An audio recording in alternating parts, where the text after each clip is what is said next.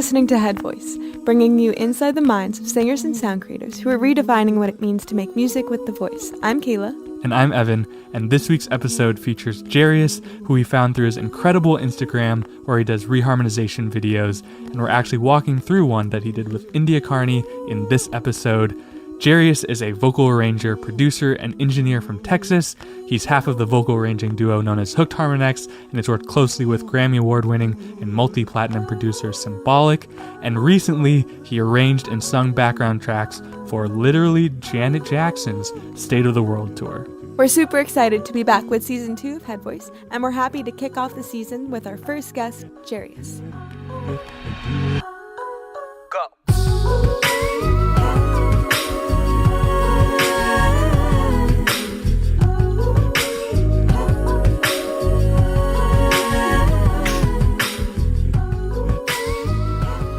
Hey, we are super excited to be joined by Jaruice. Thank you so much for joining us today. No problem. It's an honor to actually get to do this for the first time. Yeah, we're really happy to have you on. So we want to start from the beginning. What was your household like growing up? Was it a musical household? How did this whole thing get started? Well, both my parents are musicians to an extent. Mm-hmm. My father played viola all throughout middle school, elementary school, and high school.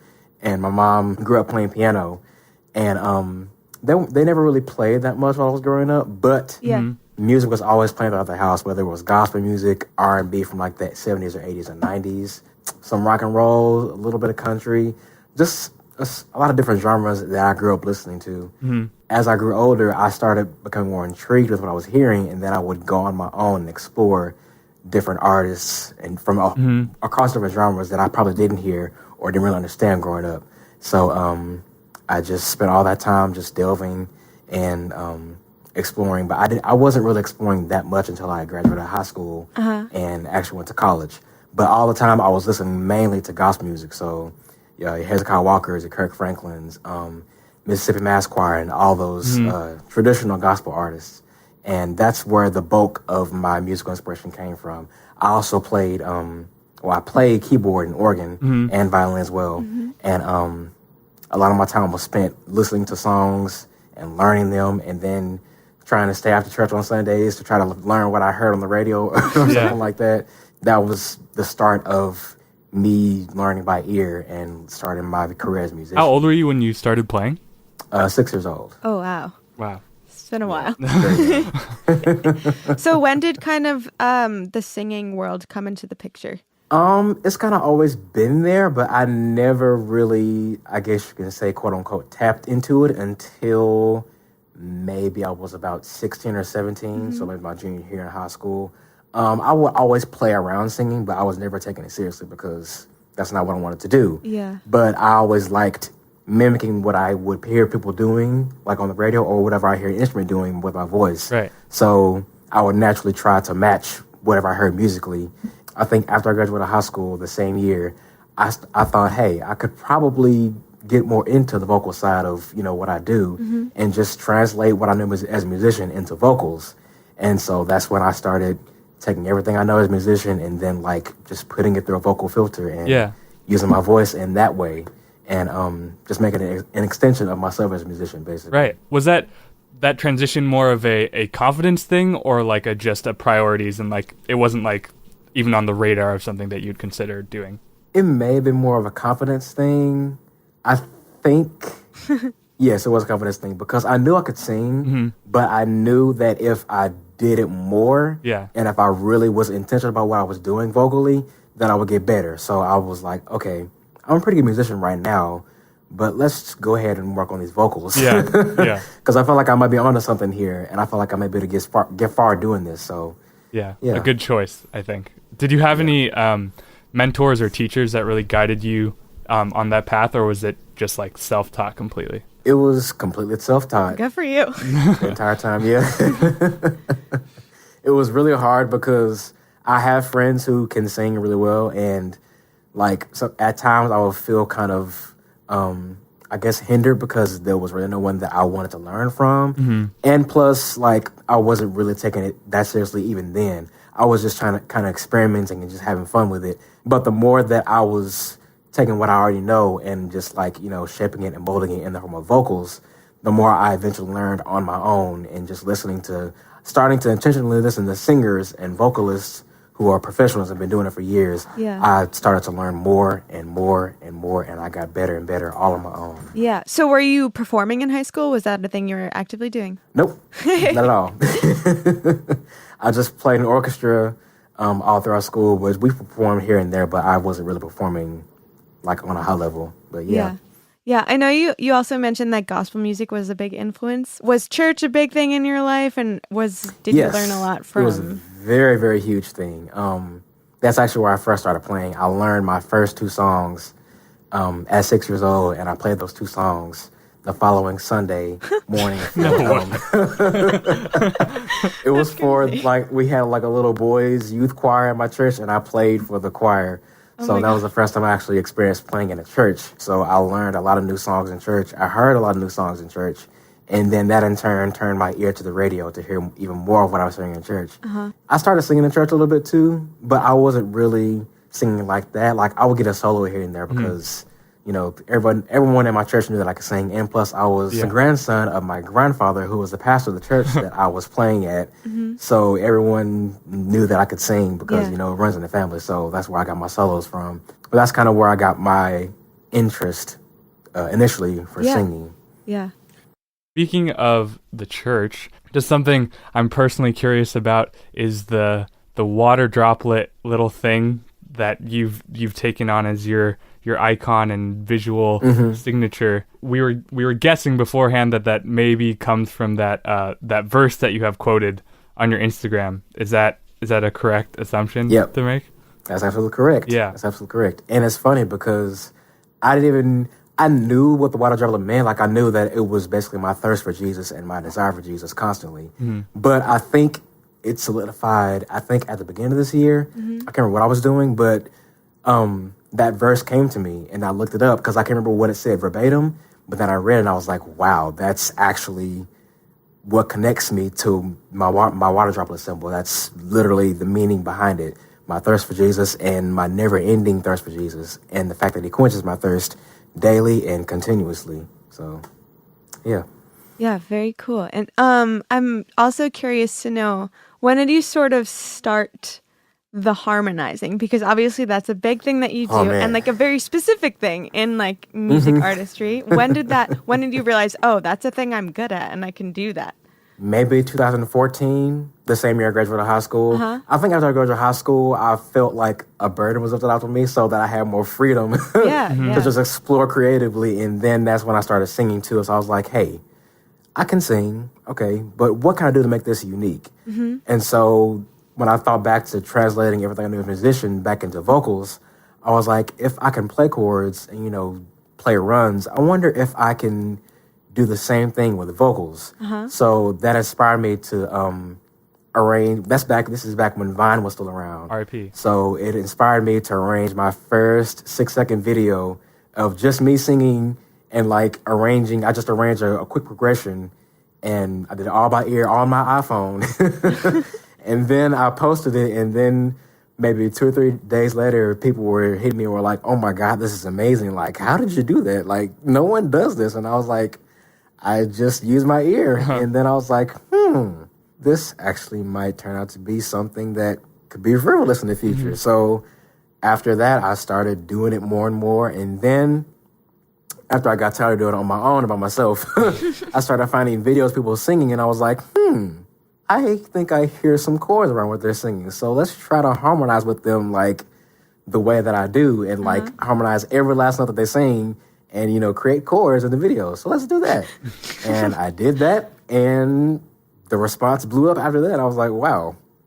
I never thought this would be so interesting to people, because, it's something that's it's not that common. And plus the way that most people think, like people like me and other vocal arrangers, we think far beyond what's commonly understood, especially in today's society where music industry is not focused on the musically extravagant, but more so the moving. And I was like, you know what? It's fun doing this, so I'm going to continue doing it, even though some folks might understand.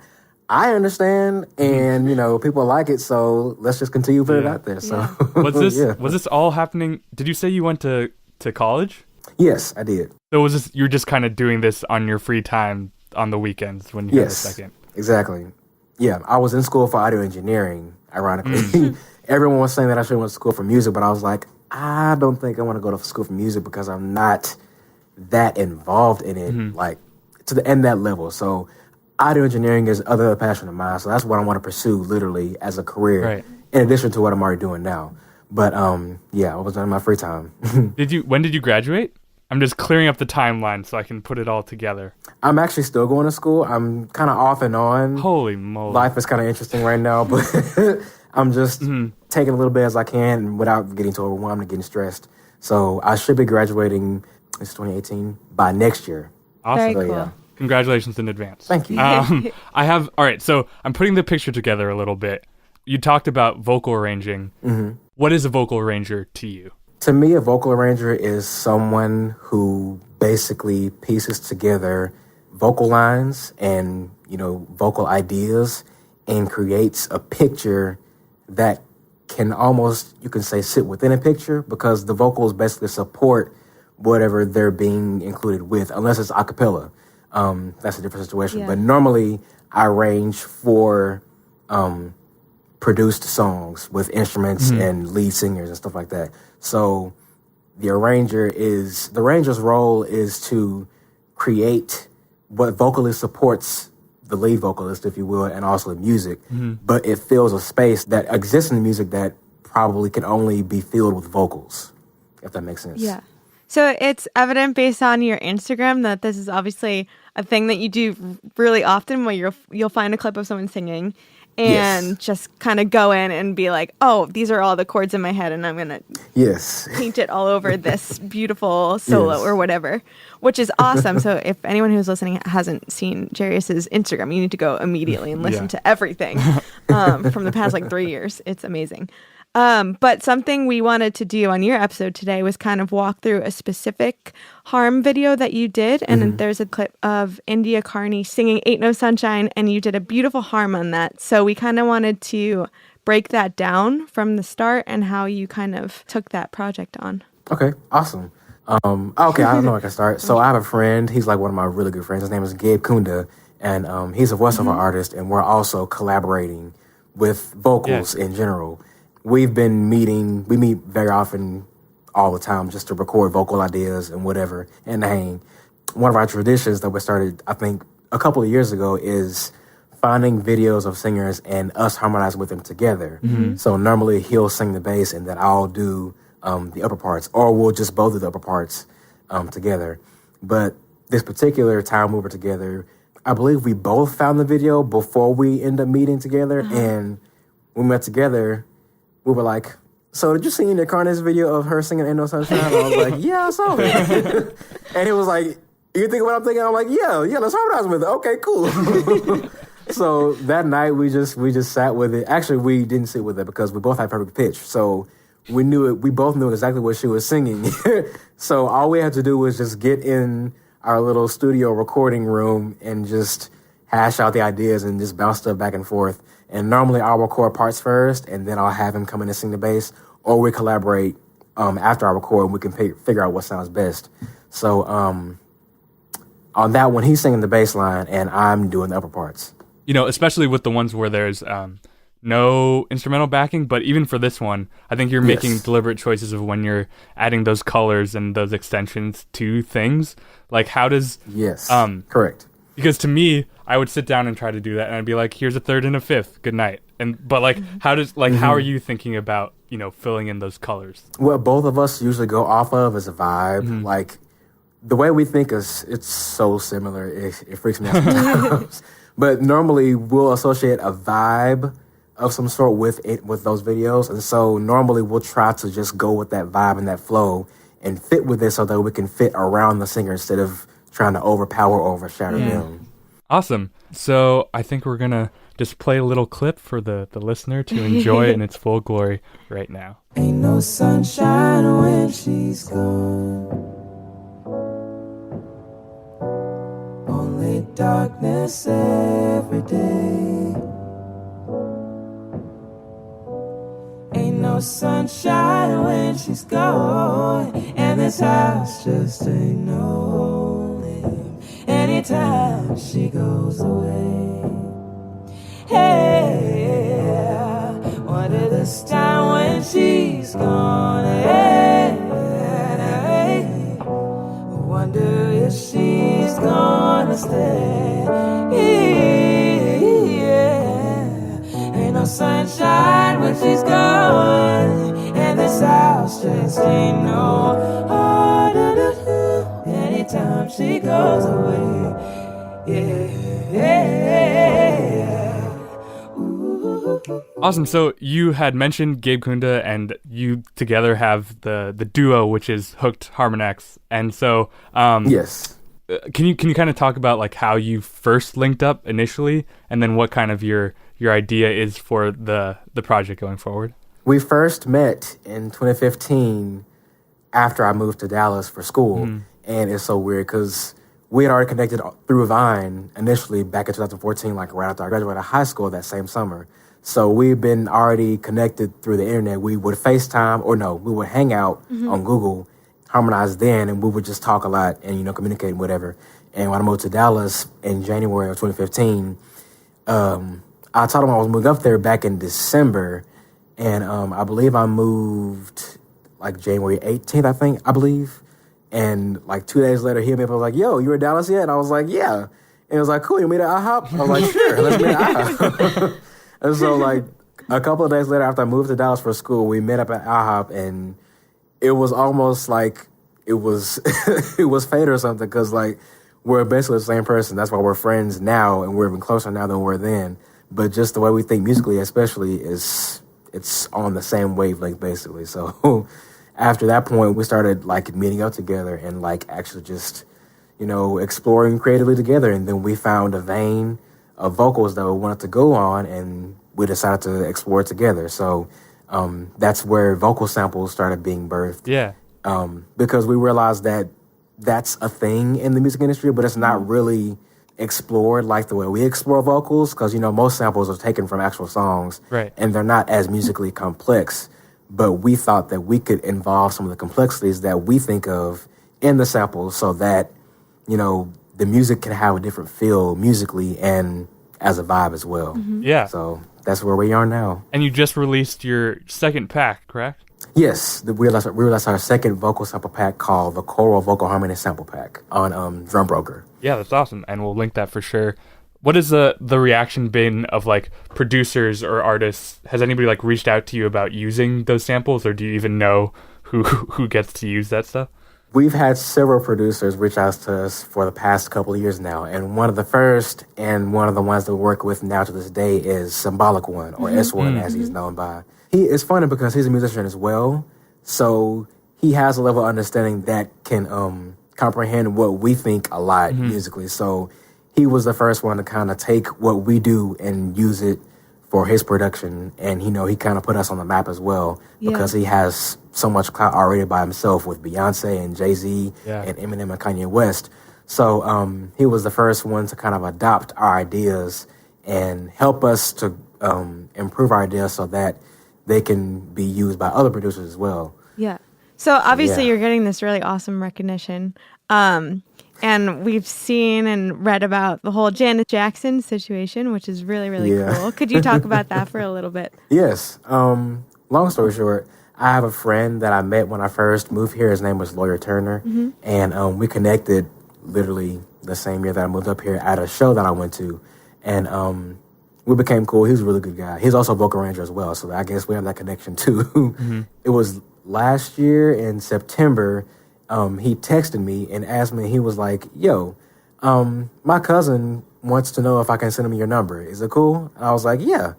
And at the time, I didn't know who his cousin was. But a year prior to that, I had already met his cousin, not even knowing who he was. And his name is Daniel Jones. And I met him in a session with a mutual friend of ours.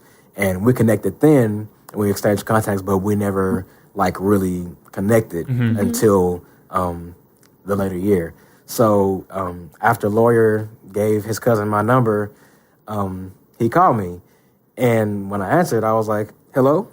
He was like, hey, Jaruice. And I was like, who is this? And he was like, this is Daniel. I was like, oh, what's up, man? He was like, not much, man. I got a proposition for you.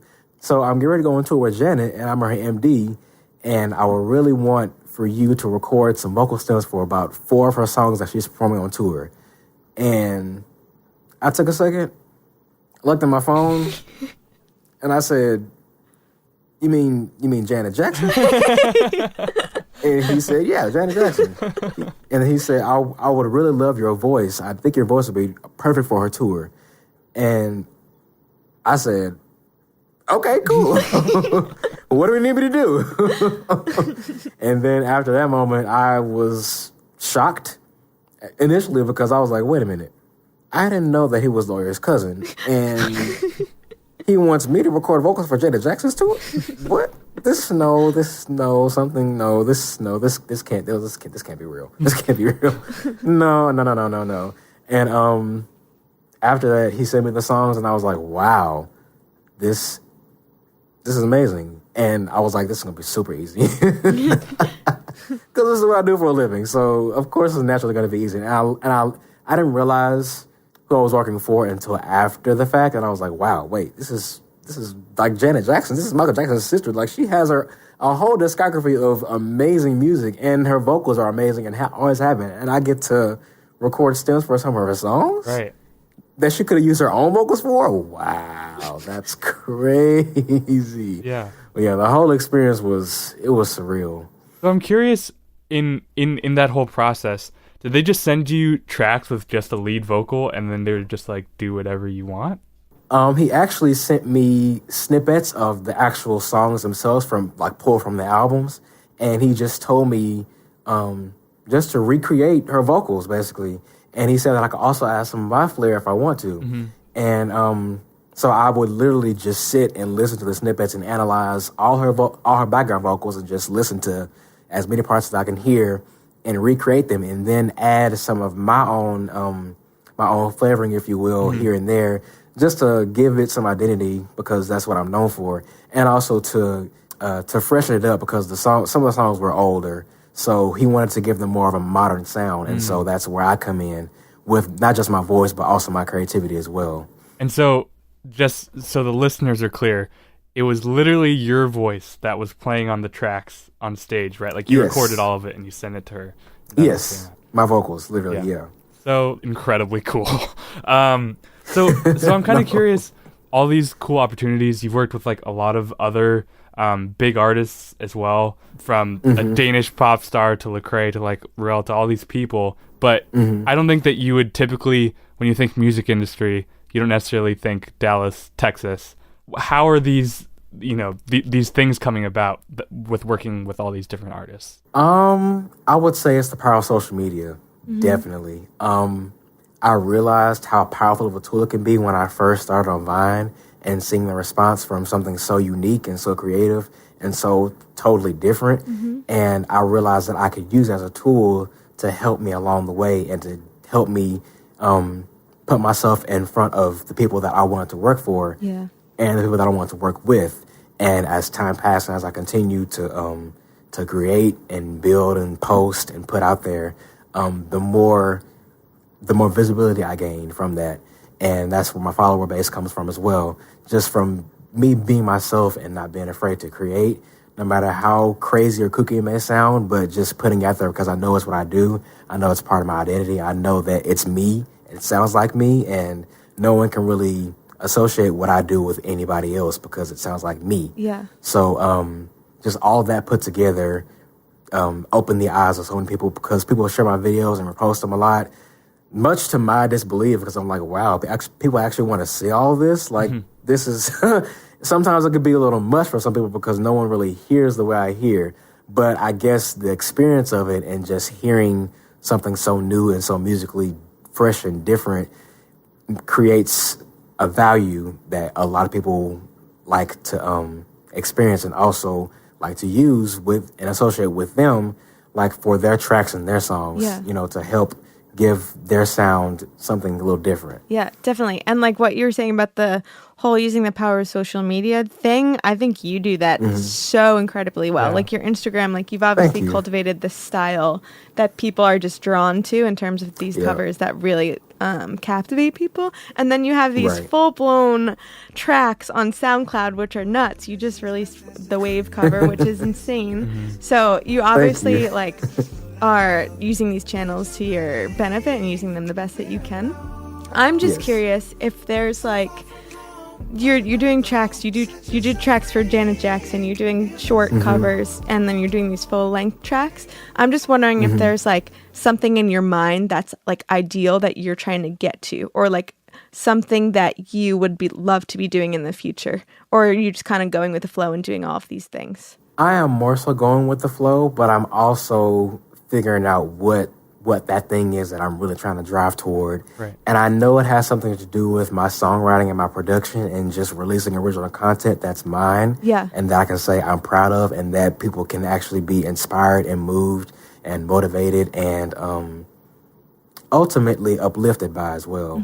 But I'm still trying to figure out what that particular thing is. Yeah, totally. So I think that leads nicely into the last couple of questions that we like to ask for these. The first one being, what right now has you excited in the vocal arranging sphere, and what do you want to see more of?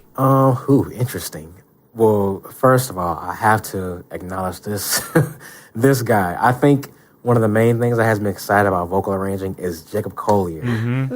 Oh my goodness.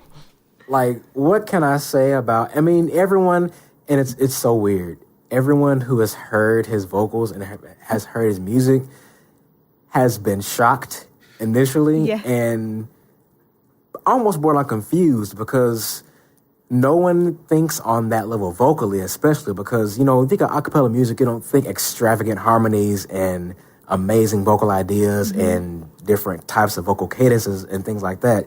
You think acapella music, maybe just a vocal version of popular songs and, you know, just making them sound amazing vocally. But when you think of him, you think of an entirely different level of musicality and vocal prowess and ability that is rare, and I've never seen it before with my own eyes.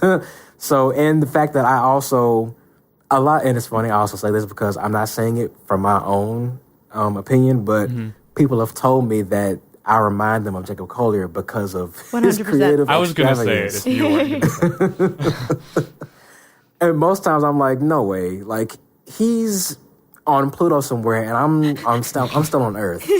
Maybe in the stratosphere, if you want to say that, but I'm still on Earth, and he's on a totally different planet. But the people always they don't like to compare us, but they often refer to my level of creativity and my level of musicality, and they refer to Jacob Collier because it's on such a high level that's not really possessed by a lot of people who are, I guess you can say, have clout or have some type of history backing them in the music industry. So that inspires me and it humbles me at the same time, because I look up to him and I listen to his music all the time. And the fact that he connected with me through Instagram after it was about a year after his show that I went to in Dallas, and he sent me a direct message, and it was like, "Yo, I remember seeing you at the show, dude. You're amazing. Like, I love what you're doing." I was like, "Oh my God. my gosh, this just happened. I am forever humbled. This is so crazy." And after that moment, I was like, "Wow, okay, this is great." If he believes This you, is you great. can do anything. Believes in you, you can do Yes, anything. if Jacob Collier believes in me, I can do anything. Oh my goodness. And he's also someone that I want to work with in the future as well. I can totally see why people would say that too. I feel like the essence that you both project with your music is, like I said earlier, it's very captivating. So definitely, obviously different styles and different genres, but in terms of the actual feeling, you evoke something so amazing and so incredible. Yeah, shocking. Thank you. So the final question that we actually like to ask our guests is, what is on the plate for you? So what are you up to? What projects, what things are coming up? Right now, I'm actually in the process of writing and producing my first EP Hey. Ooh. called Harmony. Oh, wow. And basically, it's not going to be a cappella. I mean, well, one song will be a cappella because I know that's what people expect and that's what they want from me. Yeah. But it will be not full-blown production, but I want it to be more of...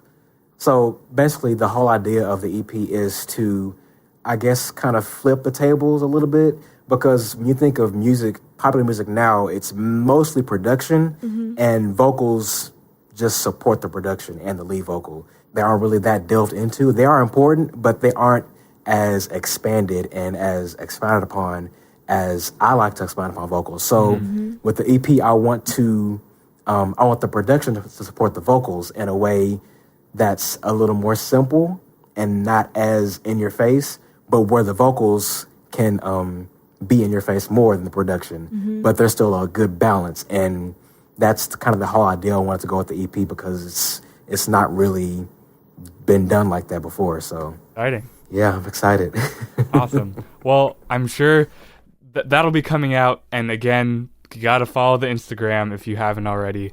Yes. Jaruice, Yes. Thank you so much for joining us Thank this you. week. It was a pleasure talking to you. Of course. And we hope that you join us next week for a new episode of Head Voice.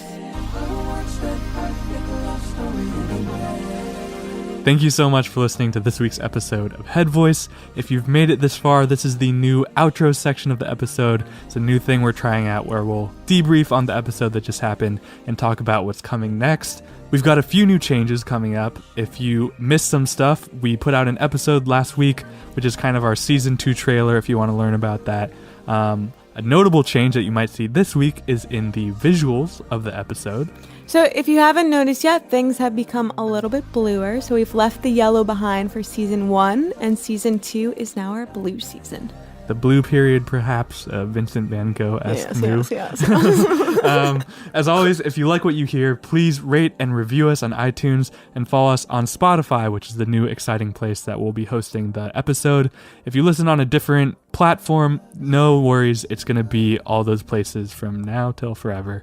We've got a very exciting episode for you next week featuring a hot new YouTuber, Mr. Daniel Hansen. Kayla's looking at me weird. See ya. A hot new YouTuber. This is our first time doing this. That'd be Heart fun. is glowing, and I'm crashing into you.